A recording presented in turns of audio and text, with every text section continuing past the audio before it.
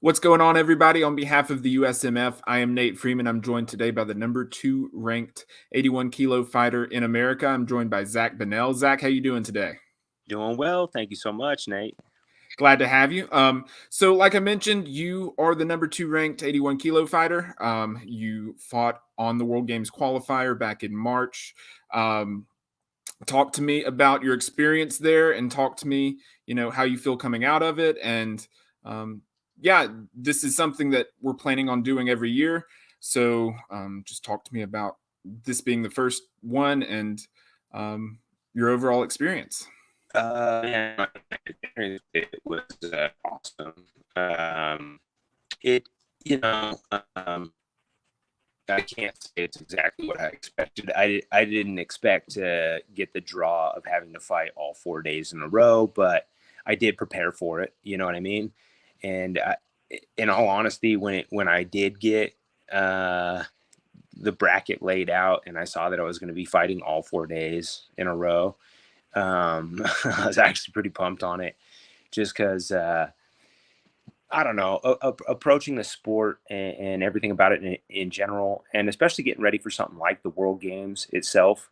Um, I would have rather had the more difficult road than only a couple fights, and I have other people in my bracket who only had to fight or people in my bracket who had to fight more than me, and then fight them in the finals and that kind of stuff. So I was actually pretty excited to have to fight all 4 days and every round of all 4 days.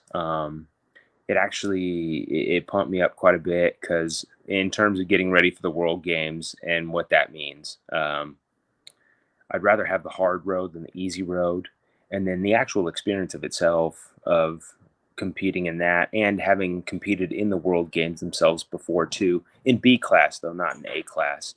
Uh, Man, it was ran so smoothly. I expected to fight certain times of each day, and the schedule was spot on. It ran so smooth. Um, Weigh-ins were real smooth. Everything, it was awesome. It was incredible. And then, like I said, just being able to compete all 4 days in a row, that was invaluable experience for me, especially when we're talking about fighting the best in America. So it was awesome. I had a great time with it. It was nothing but positive for me. Absolutely, we're glad to hear that. Between then and now, what have you been up to? I know that you lost your brother and on Yeah. behalf of the USMF, we're sorry for your loss. Thanks, I'm bud. sure that you've done a lot of grieving and all of that. So talk to me about that and where you are mentally with that. And then what else have you been up to? Yeah, it's pretty hard to say where I'm at still with that, even mentally. I mean, I haven't really sought out any counseling or any kind of stuff like that, which I do plan on doing. I highly recommend to anybody. I lost my mom when I was a youngster, and I've actually had quite a bit of loss in my life. I've lost some students and some good friends. Um, and I highly suggest to anybody. I'm a big advocate for just, man, if you can get help, seek it out, and especially if you can get professional help, seek out professional help, because professionals, just like professionals know what they're doing with fighting, professionals know what they're doing with helping people. So definitely, I'm gonna get professional help here eventually. My brother is my baby brother. It wasn't an easy thing that happened for me and my family in general, and it's been very difficult. I'm still dealing with it, coping with it. It still doesn't seem real. I'm still kind of in some early phases of dealing with that as a whole. It's something I'm going to be dealing with for the rest of my existence. Uh, but right now, I'm just kind of in a stage of things where I can tell the elders in my family are struggling, and it's been something that they've really been struggling with, and they've asked of me and requested from me to be strong and to kind of be their anchor right now. And so I'm really focused on that. And when I got the call from Coach Mike for this opportunity, it's actually been a very, very uplifting thing. Even the consideration to be on this show in the first place and to be part of this opportunity is obviously big and big in itself. And so for my family to know that I got this call, and it really helped my family a ton. And I'm just trying to be that anchor right now, and I'm trying to be as strong as I can for my family. And there's no other way that I could imagine going about it better than being on a show like this, and going and putting myself in a tough environment like this, and giving my family hope, I suppose. You know what I mean? So it's it's an honor, and I know my brother would be proud. Uh, my brother was always really stoked with everything that I was doing, and my fights in general and stuff like that. So it's something that I know my brother would be mad if I didn't do, and yeah, it's just this has to get done. It's something I need to do, and I need to do it for everybody in the betterment of my family's mental state and the mentality of everybody, and myself included. Absolutely. Yeah, man. So you mentioned, and I didn't mention this earlier, but you're going to be on the Challenger, which is, for those that don't know, it's basically like, for those that are into MMA, it's like the Ultimate Fighter, except for Muay Thai, and it's over in Malaysia. And this year's theme is USA versus the world. So there's five at the moment that I know of US Muay Thai fighters that are going to be on the show. You're one of them. Talk to me about how you found out about the opportunity, and what all the process looked like to be selected. Yeah, so Coach Mike hit me up one day. I was actually just getting done with training and a session with some of my clients, and I had a message from Coach Mike that said, "Hey, hit me up ASAP." And so I did, and he called me, or I called him, and he told me about the opportunity, and I knew exactly what he was talking about when he started talking to me about it, and I couldn't believe the show was coming back. And I said, yeah, right away. I didn't even need any details. I didn't need anything. Just with everything that it had been going on, I was prepped and ready to go. Um, I never, really take myself out of training camp or whatever you would call it. I'm always training, and I just kind of said yes to it right away. I didn't really need any details. I don't mind the semantics to stuff. I like to get thrown into the deep end no matter what anyway. And I also knew that the show was going to be at my weight class. And so Coach Mike told me after the qualifiers, I got second. I don't know if I was the only person, but I had to be one of the only person in the tournament to fight all 4 days and to fight every single round of all 4 days. And when Coach Mike pulled me, so when I walked into the hotel one night after the final day of the tournament, Coach Mike pulled me into the back room with one of the officials from IFMA, and he basically just said, "Yo, look at Zach right now." And I was bouncing around. I was fine. My body still felt fresh, other than my rib cage. Man, I'd been kneed quite a bit. You know what I mean? But I was cool, and I could have fight. I could have fought a fifth day. And Coach Mike knew that I was fighting up quite a bit of weight. My normal fighting weight is what the show's going to be at, 72 and a half kilograms, around 160 to 165. That's my comfortable weight, and weights that I would fight at. And he knew that I'd been basically fighting giants all week, and I was still fresh, still ready to go. And he told me right there in the room with the other representative for IFMA that if there was any opportunities that popped up around my weight class, he was going to be my first call, and he was going to be the first person that I recommended for any of these opportunities. So when Coach Mike gave me that shout, not that I knew it was coming, but I knew Coach Mike had my back. So I was already kind of expecting something to come along the way. It was kind of crazy because I realistically, I really had been sitting back kind of thinking that maybe I was going to kind of hang things up and retire with what had happened to my brother. And I've been in a position in my city where, I have a ton of people who have been waiting for me to reopen another gym and to start a new gym and get something going like that and just kind of become a full-time coach. But, with the request of my family, and I think realistically for myself mentally, I'm still not done trying to pursue some of the hardest challenges that I could possibly put myself in position to face. So, it was just like I said earlier, something that I felt like I really needed to do, and I have to do this, and I need to do this for my family, and to put my family in a stronger position. And I'm just incredibly thankful for the USMF and Coach Mike and him to put me into this position. It's pretty crazy. It's honestly surreal. Yeah, we're super excited to see you compete. A couple of things you mentioned. One, I know that you did compete up a weight class in the World Games qualifier. You were originally set to compete in your regular weight class. Um, what, why did you end up competing up at a higher weight class? Wait, man. Like I knew because like I said, I've been in the World Games before a few times. And you have to weigh in every day that you fight.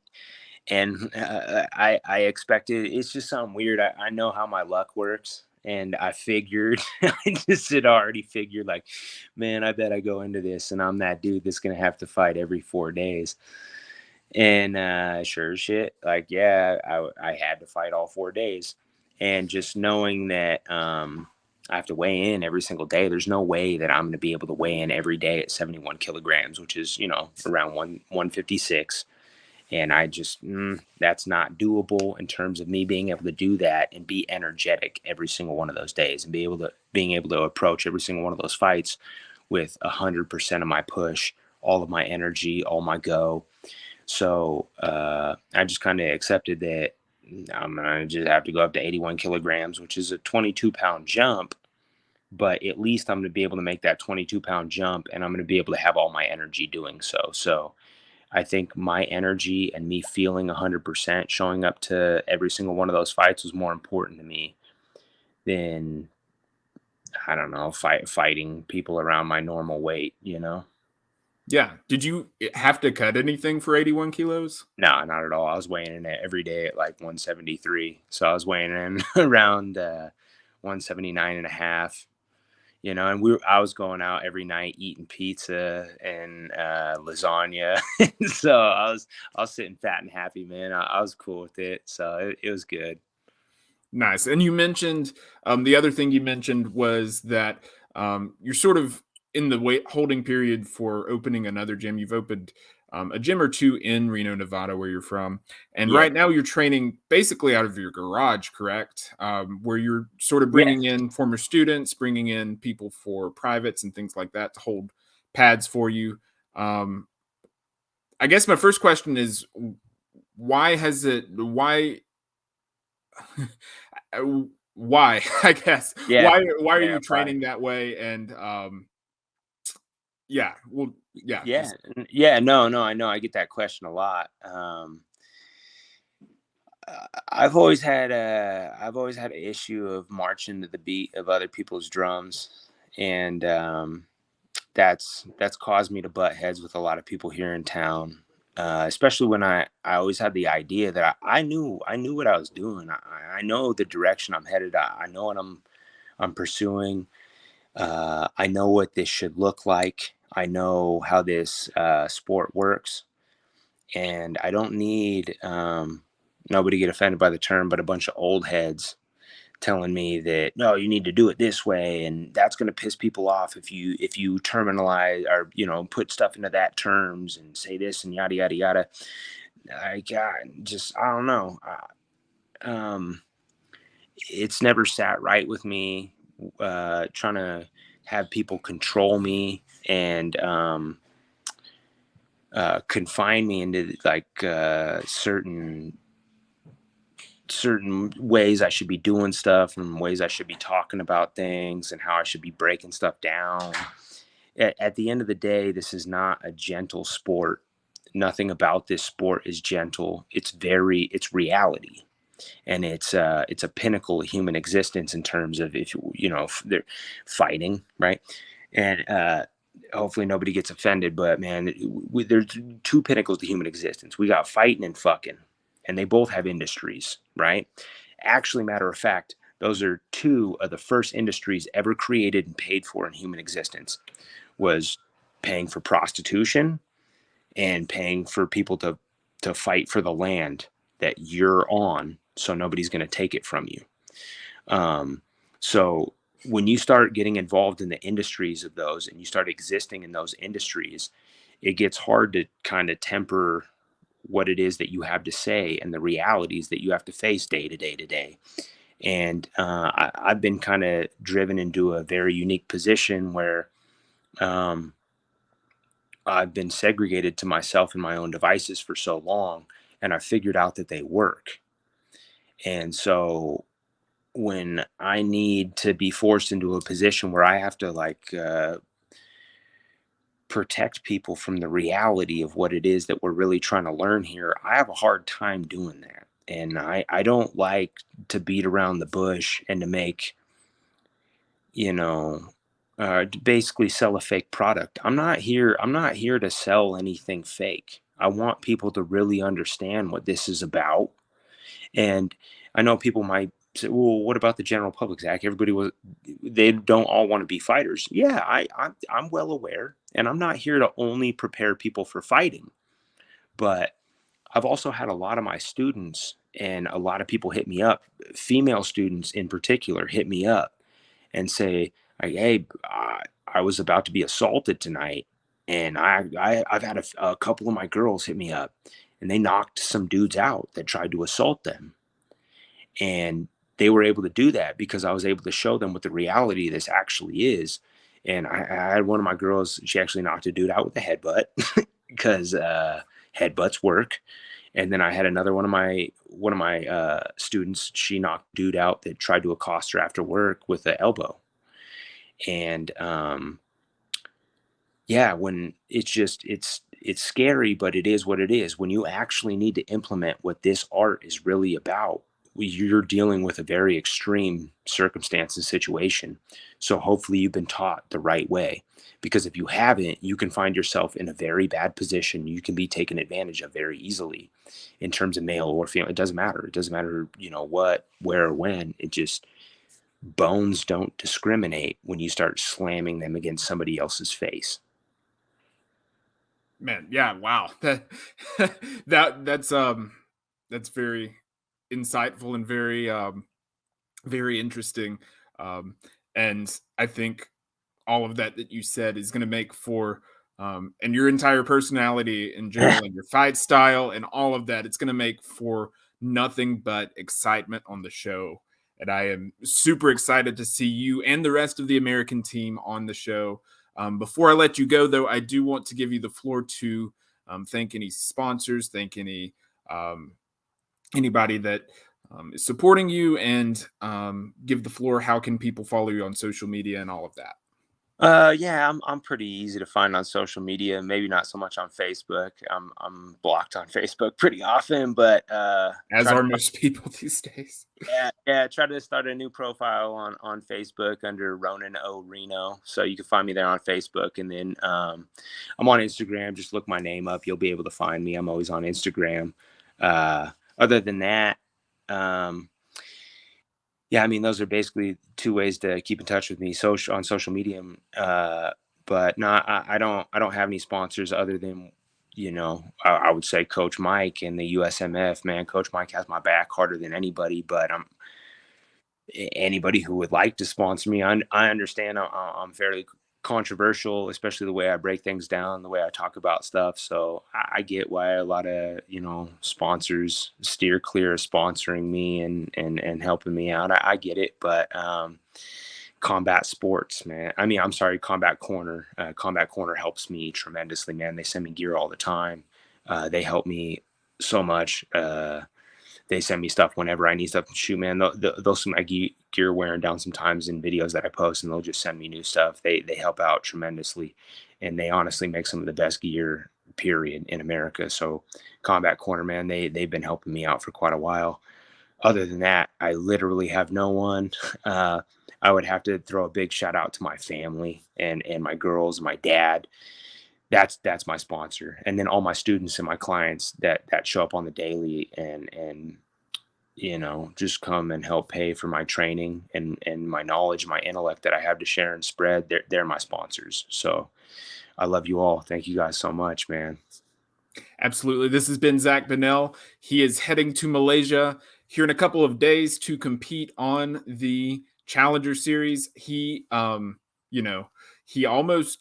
didn't have that opportunity due to some visa issues Yeah. and some weird stuff with that. But thankfully, he is going to be in Malaysia and he's Yeah. going to compete on the Challenger. Zach, thank you so much for your time today. Best of luck. And Thank you, man. Thank you. Thank you so much. No, thanks, brother. I appreciate it, guys. Thank you so much.